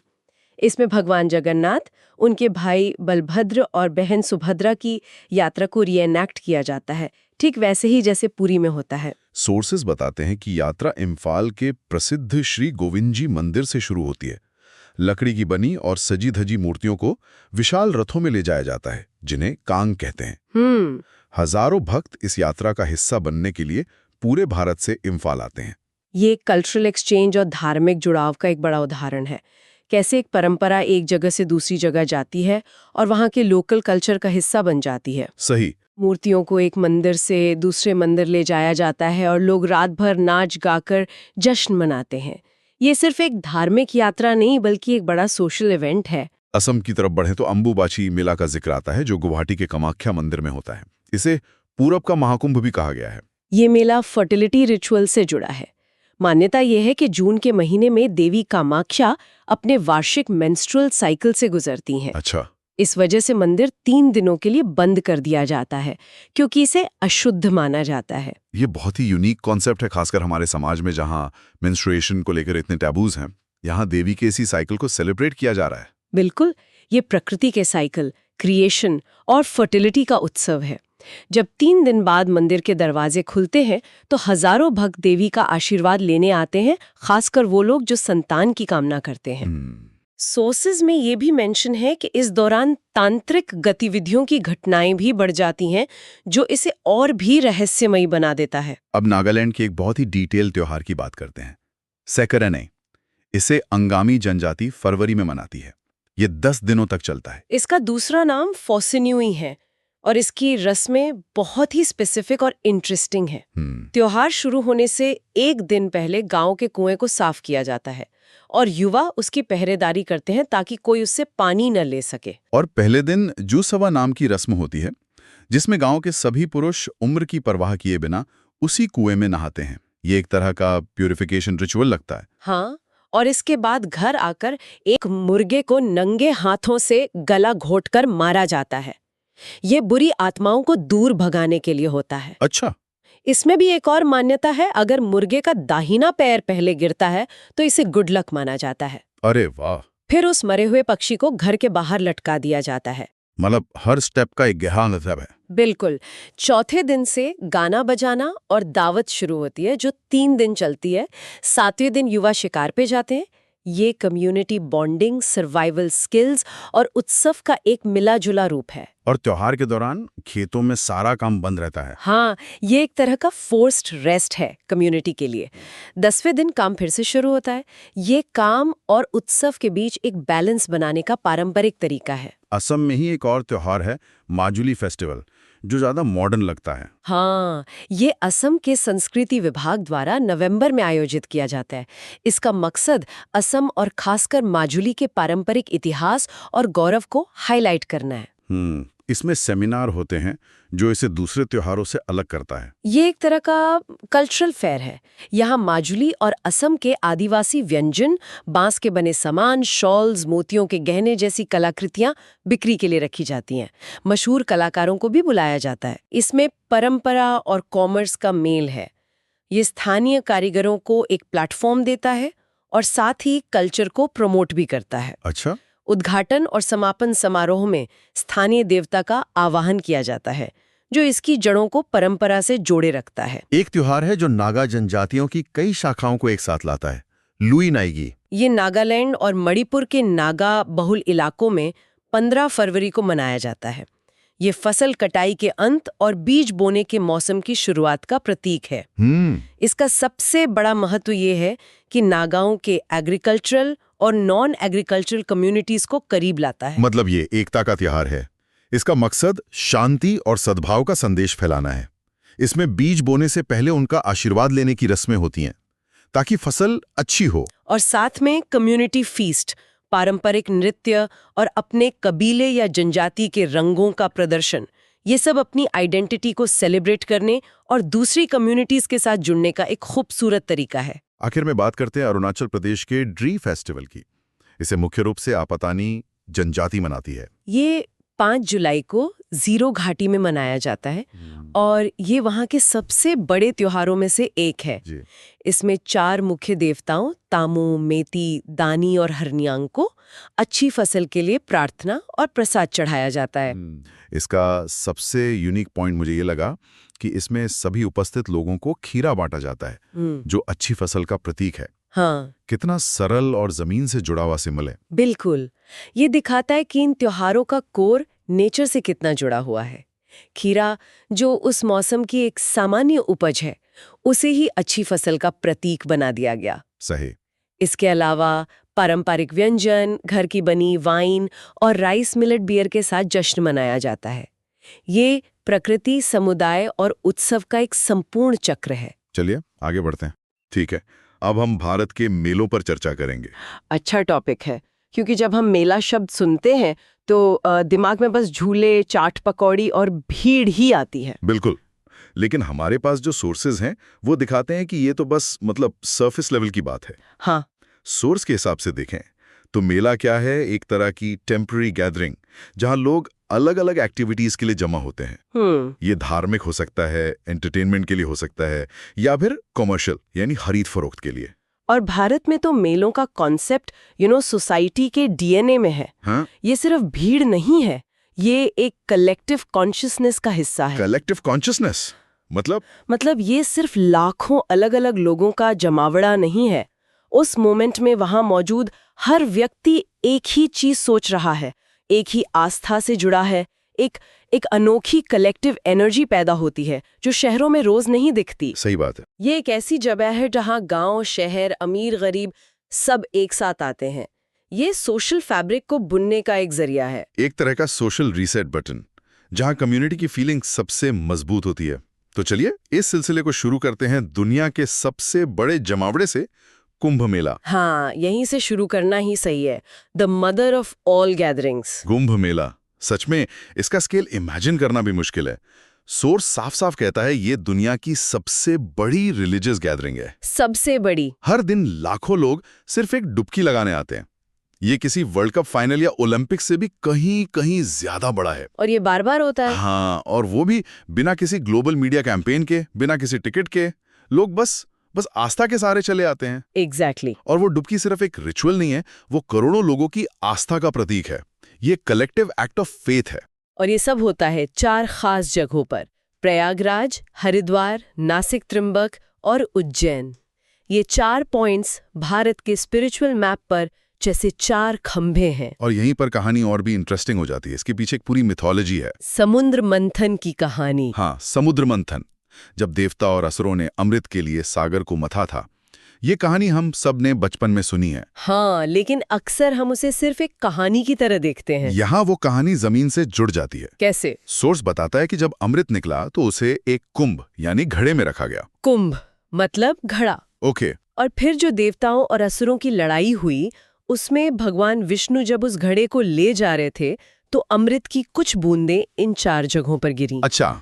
तो वही 4 जगह आज की कुंभ की साइट्स हैं। एग्जैक्टली। प्रयागराज में गंगा, यमुना और अदृश्य सरस्वती के संगम पर, हरिद्वार में गंगा के किनारे, नासिक में गोदावरी और उज्जैन में शिप्रा नदी के तट पर। क्या बात है। इसमें सबसे अनोखी बात यह है कि कैसे एक पौराणिक कहानी ने ही भारत का आध्यात्मिक नक्शा तैयार कर दिया है। Mythology literally maps the sacred geography of the nation. वाह, ये कोई रैंडम जगह ही नहीं है। बिल्कुल नहीं। ये वो जगह हैं जिन्हें एक कहानी ने हजारों सालों के लिए पवित्र बना दिया है। Okay, let's unpack the timing. ये कोई सालाना इवेंट तो है नहीं, इसका एक पूरा रोटेशन सिस्टम है। हाँ। हर 3 साल में इन 4 जगहों में से किसी एक पर होता है और किसी भी एक जगह पर पूरे 12 साल के बाद बारी आती है। और ये डेट्स रैंडम नहीं होती, ये पूरी तरह से ज्योतिष पर आधारित है। ज्योतिष पर? हाँ, इसको ऐसे समझिए जैसे एक बहुत ही कॉम्प्लेक्स कॉम्बिनेशन लॉक है। जब सूर्य, चंद्रमा और बृहस्पति एक खास राशि में एक साथ आते हैं, अ सेलेस्टियल अलाइनमेंट, जो हर 12 साल में सिर्फ एक बार होता है, तभी उस जगह के लिए कुंभ का लॉक खुलता है। मतलब it's not just a date, it's a cosmic event. Precisely. हमारे पूर्वजों ने आकाश को देखकर धरती पर सबसे बड़े इवेंट्स प्लान किए थे। कमाल है। और इसमें भी लेयर्स हैं। सोर्स में एक और दिलचस्प बात है, सिंहस्थ कुंभ।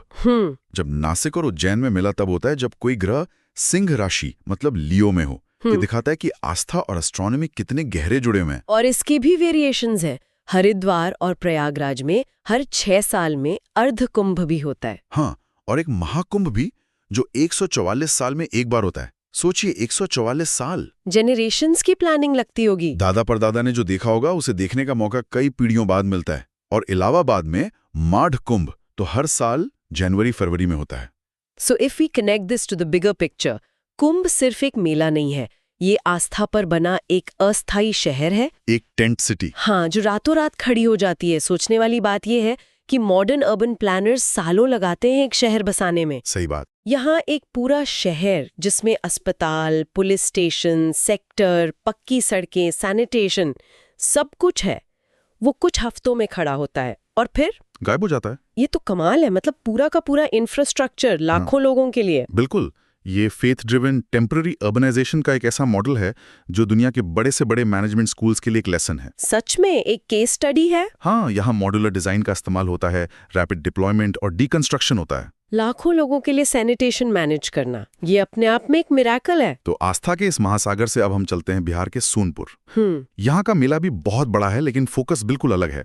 ये एशिया का सबसे बड़ा पशु मेला है। यहाँ भक्ति तो है पर साथ में कॉमर्स का एक बहुत बड़ा एलिमेंट है। और इसकी लोकेशन भी खास है, गंगा और गंडक नदी के संगम पर। हाँ, और इसका समय भी कार्तिक पूर्णिमा के आसपास नवंबर में होता है। और यहाँ एक इंटरेस्टिंग पैटर्न सामने आता है। कुंभ का टाइमिंग तो ग्रहों की स्थिति पर निर्भर करता है, लेकिन सोनपुर मेला कार्तिक पूर्णिमा के पास होता है। सही पकड़ा। ये कार्तिक पूर्णिमा वाला पॉइंट हमें आगे भी सुनने को मिलेगा, है ना? जैसे ये एक अदृश्य धागा हो जो अलग अलग मेलों को जोड़ता है। बिल्कुल। कार्तिक पूर्णिमा का दिन हिंदुओं के लिए बहुत शुभ माना जाता है। सही। ये एक तरह से फेस्टिव सीजन का पीक होता है, जब फसल कट चुकी होती है और लोगों के पास समय और पैसा दोनों होता है। तो ये मेलों के लिए एक नेचुरल इकोनॉमिक विंडो भी है। एग्जैक्टली। अच्छा, तो जब सोर्स कहता है कि ये इकलौता ऐसा मेला है जहां बड़ी संख्या में हाथी बेचे जाते हैं, तो इसका मतलब ये नहीं कि एक दो हाथी, ये एक पूरा स्ट्रैटेजिक मार्केट था। बिल्कुल। आज ये सिंबॉलिक रह गया है, लेकिन हिस्टोरिकली ये इसकी सबसे बड़ी पहचान थी। और इसका एक गहरा ऐतिहासिक कनेक्शन भी है। वो क्या? कहते हैं कि मौर्य वंश के संस्थापक चंद्रगुप्त मौर्य इसी मेले से अपनी सेना के लिए हाथी और घोड़े खरीदते थे। रुकिए, चंद्रगुप्त मौर्य मतलब ये मेला हजारों साल पुराना है? हाँ, this raises an important question. ये मेला सिर्फ एक बाजार नहीं, बल्कि हजारों साल पुरानी एक परंपरा है जो ट्रेड और मिलिट्री पावर की कहानी कहता है। तो क्या इसका मतलब ये है कि ये मेला असल में एक मिलिट्री एक्सपो जैसा कुछ था और इसका धार्मिक या सामाजिक पहलू बाद में जुड़ा? That's a fantastic question. Sources के हिसाब से दोनों चीजें हमेशा से जुड़ी हुई थीं। प्राचीन भारत में धर्म, कॉमर्स और मिलिट्री स्ट्रैटेजी अलग अलग नहीं थे। अच्छा। कार्तिक पूर्णिमा का स्नान पुण्य के लिए था, लेकिन उसी पुण्य के मौके पर राजा अपनी सेना को मजबूत करने का काम भी कर रहा था। सोचिए, एक तरफ चाणक्य अपनी नीतियां बना रहे हैं और दूसरी तरफ सोनपुर के मेले से उनकी सेना के लिए हाथी खरीदे जा रहे हैं। ये एक जीता जागता हिस्टोरिकल डॉक्यूमेंट है। वाह, history is literally under your feet. चलिए अब भारत के पश्चिम में चलते हैं, गुजरात। यहाँ के मेलों का अंदाज बिल्कुल अलग है। सबसे पहले बात करते हैं चित्र विचित्र मेले की। नाम से ही पता चलता है कि यहाँ कुछ अलग है ना? ये गुजरात का सबसे बड़ा आदिवासी मेला है। इसे मुख्य रूप से घरासिया और भील जनजाति के लोग मनाते हैं। यहाँ ट्राइबल कल्चर अपने असली अनफिल्टर्ड रूप में दिखता है। और सोर्स में इसके एक बहुत ही यूनिक रिचुअल का जिक्र है। हाँ, वो बहुत ही इमोशनल है। होली के बाद आने वाली अमावस्या को आदिवासी महिलाएं नदी किनारे जाकर अपने गुजरे हुए प्रियजनों के लिए शोक मनाती हैं। ये एक बहुत ही पर्सनल मोमेंट है। ये कोई पब्लिक स्पेक्टिकल नहीं है, ये कम्युनिटी का साथ में दुख बांटने का तरीका है। और यहाँ एक बहुत ही सटल लेकिन इंपॉर्टेंट डिटेल है। शोक के ठीक अगले दिन से उत्सव शुरू हो जाता है। Yes, what's fascinating here is the contrast. एक तरफ शोक और दूसरी तरफ जश्न। हाँ, लाइवली डांस परफॉर्मेंसेस, गांव के कारीगरों के बनाए बेहतरीन हैंडीक्राफ्ट्स और शानदार चांदी के गहने, ये जीवन का चक्र दिखाता है। यादें भी हैं और जश्न भी। थोड़ा रुककर, हाँ, ये कितनी गहरी बात है। हम अक्सर सोचते हैं कि दुख और खुशी अलग अलग होते हैं, बिल्कुल। लेकिन ये मेला हमें सिखा रहा है कि दोनों एक ही सिक्के के दो पहलू हैं और कम्युनिटी इन दोनों को संभाल सकती है। Exactly. It tells us that grief and joy can coexist. ये बहुत ही गहरी फिलॉसफिकल बात है जो ये मेला बिना शब्दों के सिखाता है। और आपने हैंडीक्राफ्ट्स की बात की, तो सोर्स बताता है कि यहाँ मिलने वाले चांदी के गहने सिर्फ आभूषण नहीं है, वो उनकी सोशल आइडेंटिटी का प्रतीक है। अच्छा। हाँ, हर डिजाइन का, हर पैटर्न का एक मतलब होता है जो पीढ़ियों से चला आ रहा है। गुजरात में ही एक और महत्वपूर्ण मेला है, शामलाजी मेला। ये भी एक आदिवासी समुदाय से जुड़ा है। हाँ, और ये मेला भगवान शामला जी के सम्मान में होता है, जिन्हें द डार्क डिवाइन भी कहते हैं। उन्हें कृष्ण या विष्णु का अवतार माना जाता है। और यहाँ भी भक्त मेषनो नदी में पवित्र स्नान करने आते हैं। हाँ, ये थीम हमने कुंभ में भी देखी थी। नदी और स्नान का कॉन्सेप्ट भारतीय मेलों में एक रिकरिंग मोटिव है। ये शुद्धि का, एक नई शुरुआत का प्रतीक है। मैंने सोर्स में पढ़ा कि भील जनजाति के लोगों की शामला जी में बहुत गहरी आस्था है। वो उन्हें प्यार से कालियो देव कहते हैं। कालियो देव, ये नाम दिखाता है कि भगवान के साथ उनका रिश्ता कितना पर्सनल और अफेक्शनेट है। सही बात है, ये कोई दूर बैठे डरने वाले भगवान नहीं है। ये उनके अपने कालियो देव हैं, और ये रिश्ता उनके गीतों और नृत्य में भी झलकता है। और ये मेला भी नवंबर में लगभग 3 हफ्तों तक चलता है। हाँ, और कार्तिक पूर्णिमा इसका सबसे महत्वपूर्ण दिन होता है। तो फिर से कार्तिक पूर्णिमा फिर से एक कॉमन थ्रेड की तरह इन अलग अलग संस्कृतियों को जोड़ रहा है। सोनपुर में पशुओं का व्यापार हो रहा है, और यहाँ गुजरात में आदिवासी समुदाय अपने कालियो देव की पूजा कर रहा है। लेकिन दोनों को जोड़ने वाला धागा एक ही है, कार्तिक पूर्णिमा का शुभ दिन। Exactly. So what is this all mean? Kumbh जैसे आध्यात्मिक महाकुंभ से लेकर सोनपुर के ऐतिहासिक पशु बाजार तक और गुजरात के सांस्कृतिक रूप से समृद्ध आदिवासी मेलों तक, ये साफ है कि मेले सिर्फ भीड़ इकट्ठा होने की जगह नहीं है। बिल्कुल, ये भारत के लिविंग इकोसिस्टम्स हैं। इनमें आस्था है, व्यापार है, समुदाय की भावना है, गुजरे हुए लोगों की यादें हैं, और जीवन का उत्सव भी है। सही कहा। हर मेला उस संस्कृति का एक छोटा रूप है जिसका वो प्रतिनिधित्व करता है। आप एक मेले में जाकर उस पूरे इलाके की सोल को समझ सकते हैं। ये वो जगह है जहां भारत का असली अनस्क्रिप्टेड ड्रामा हर साल अनफोल्ड होता है। चलिए आगे बढ़ते हैं। ठीक है, तो अब हम पुष्कर मेले पर चर्चा करेंगे।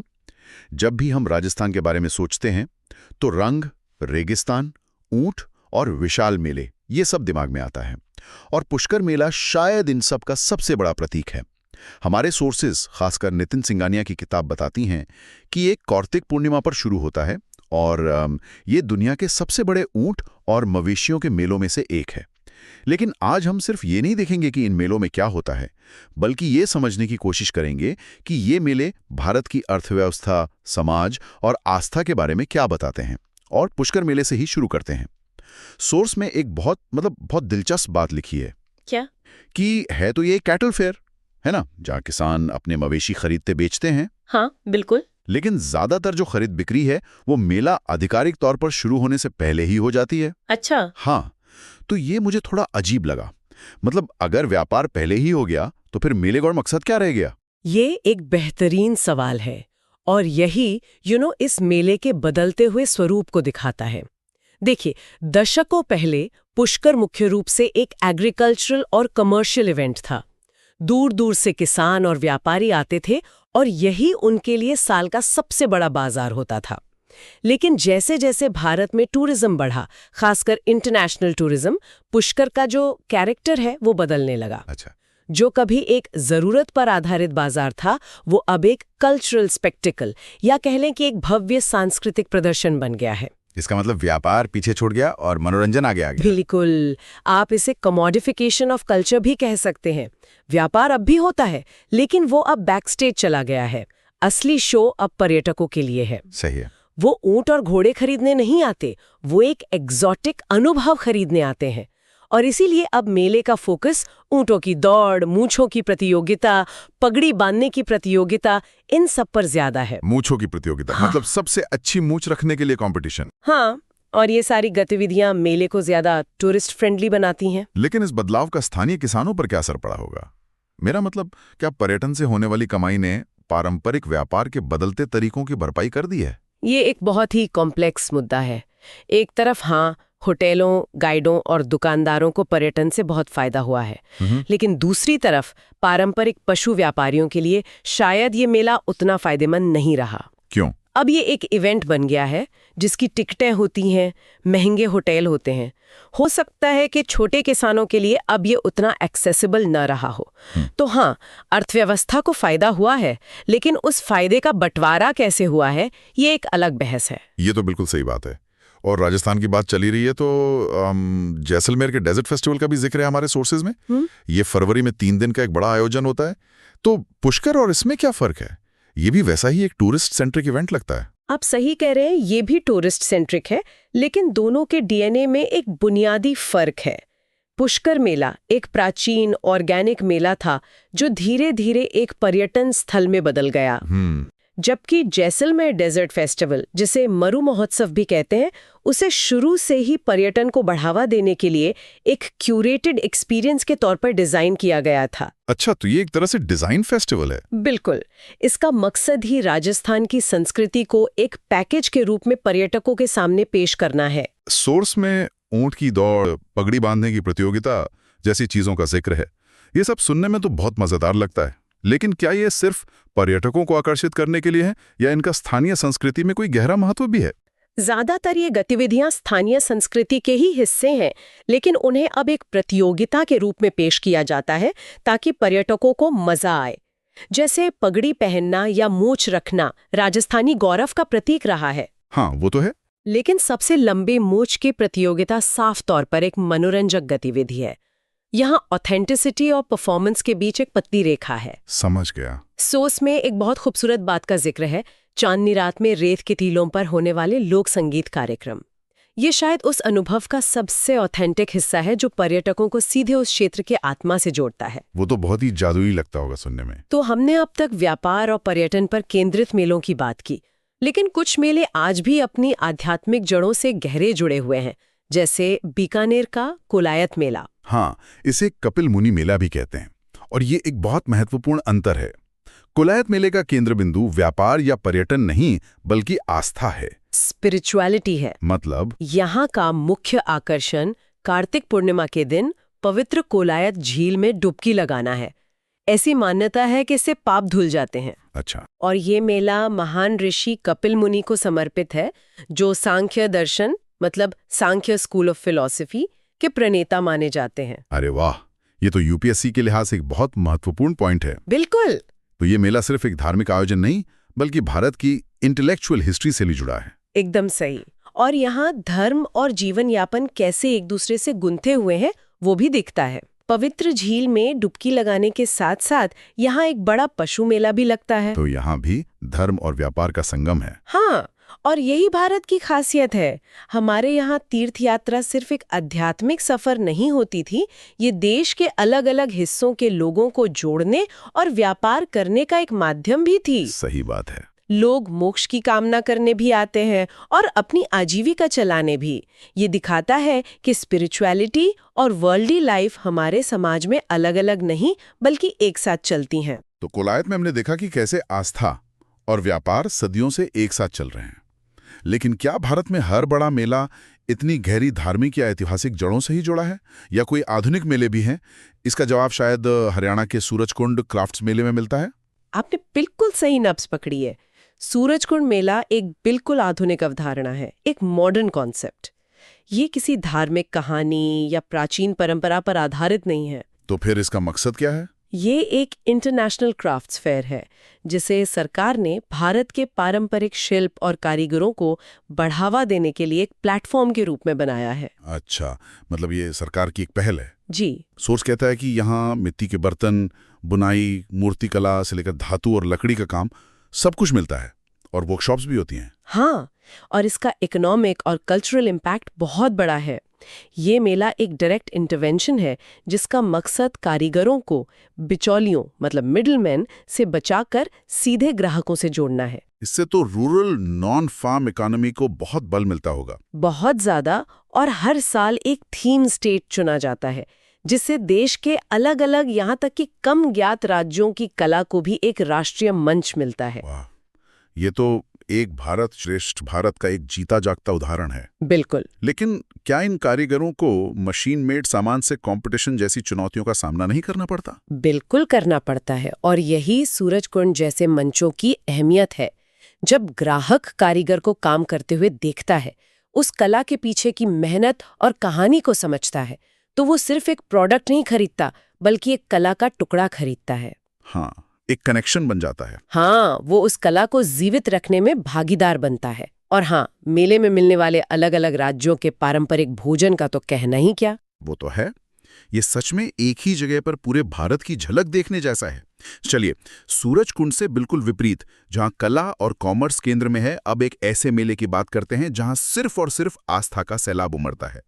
पश्चिम बंगाल का गंगा सागर मेला। हाँ, ये पूरी तरह से एक धार्मिक आयोजन है। मकर संक्रांति के दिन जहां गंगा नदी बंगाल की खाड़ी में मिलती है, उस संगम पर डुबकी लगाना हिंदू धर्म में महापुण्य का काम माना जाता है। हाँ, मैंने सुना है, कहते हैं सारे तीर्थ बार बार, गंगा सागर एक बार। बिल्कुल, ये स्थान के महत्व को बताता है। सोर्स में नागा साधुओं की उपस्थिति का विशेष रूप से उल्लेख है। ये कौन है और इनकी मौजूदगी इतनी महत्वपूर्ण क्यों है? ये एक बहुत अच्छा सवाल है। अक्सर लोग इन्हें देखकर रहस्यमयी समझते हैं, लेकिन ये शैव संप्रदाय के साधुओं का एक बहुत सम्मानित समूह है। नागा साधु अपनी कठोर तपस्या और सांसारिक चीजों के पूर्ण त्याग के लिए जाने जाते हैं। अच्छा। तो अब तक हमने जिन भी मेलों की बात की, उनकी जड़ें किसी न किसी रूप में भारतीय परंपराओं में है। लेकिन अब चलते हैं एक ऐसे उत्सव की ओर जो भारत में बाहर से आया और फिर यहीं का होकर रह गया, गोवा कार्निवल। हाँ, इसका इतिहास और संस्कृति बहुत दिलचस्प है। ये तो पुर्तगालियों ने शुरू किया था, है ना? जी। ये लेंट के ईसाई काल से ठीक पहले होता है। लेंट 40 दिनों का समय होता है, जिसमें उपवास, प्रार्थना और परहेज किया जाता है। तो कार्निवल उस संयम भरे दौर से पहले खाने पीने, नाचने गाने और मौज मस्ती का एक आखिरी बड़ा जश्न है। मतलब कार्निवल शब्द का मतलब ही है मास को विदाई, पार्टी टाइम। एग्जैक्टली। इसका माहौल तो पूरी तरह पार्टी का होता है। परेड, झांकियां, मास्क, लाइव म्यूजिक। लेकिन क्या ये सिर्फ एक पुर्तगाली परंपरा की नकल है? नहीं, और यही इसकी खूबसूरती है। ये कल्चरल सिंथेसिस का एक बेहतरीन उदाहरण है। वो कैसे? अगर आप रियो कार्निवल देखें तो उस पर अफ्रीकी प्रभाव साफ दिखता है, लेकिन गोवा कार्निवल में आपको पुर्तगाली परंपराओं के साथ स्थानीय कोंकणी संगीत, लोक नृत्य और भारतीय रंगों का एक अद्भुत मिश्रण मिलेगा। राइट। ये न को पूरी तरह से पुर्तगाली है, न ही पूरी तरह से भारतीय। ये विशेष रूप से गोविन है। ये दिखाता है कि कैसे दो संस्कृतियां मिलकर एक नई और अनूठी पहचान बना सकती हैं। तो इन सभी मेलों की यात्रा से एक बात तो साफ है, भारत में मेले सिर्फ छुट्टियां मनाने की जगह नहीं है। ये वो आईने हैं जिनमें हम अपने समाज, अपनी अर्थव्यवस्था, अपनी आस्था और बदलते हुए समय की तस्वीर देख सकते हैं। बिल्कुल सही कहा। हर मेला एक कहानी कहता है, कोई सदियों पुरानी परंपरा की, तो कोई आज के कमर्शियल जरूरतों की, कोई आस्था की गहराई की, तो कोई सांस्कृतिक मेलजोल की। और इन सबको एक साथ समझना ही भारत की विविधता को समझना है। ठीक है, तो हमें उम्मीद है कि आपको नितिन सिंघानिया की इंडियन आर्ट एंड कल्चर के chapter 18 fairs and festivals in India पर हमारी आज की चर्चा पसंद आई होगी। यूपीएससी विषयों पर ऐसी और चर्चाओं के लिए द यूपीएससी पॉडकास्ट चैनल को सब्सक्राइब करें। धन्यवाद। जय हिंद।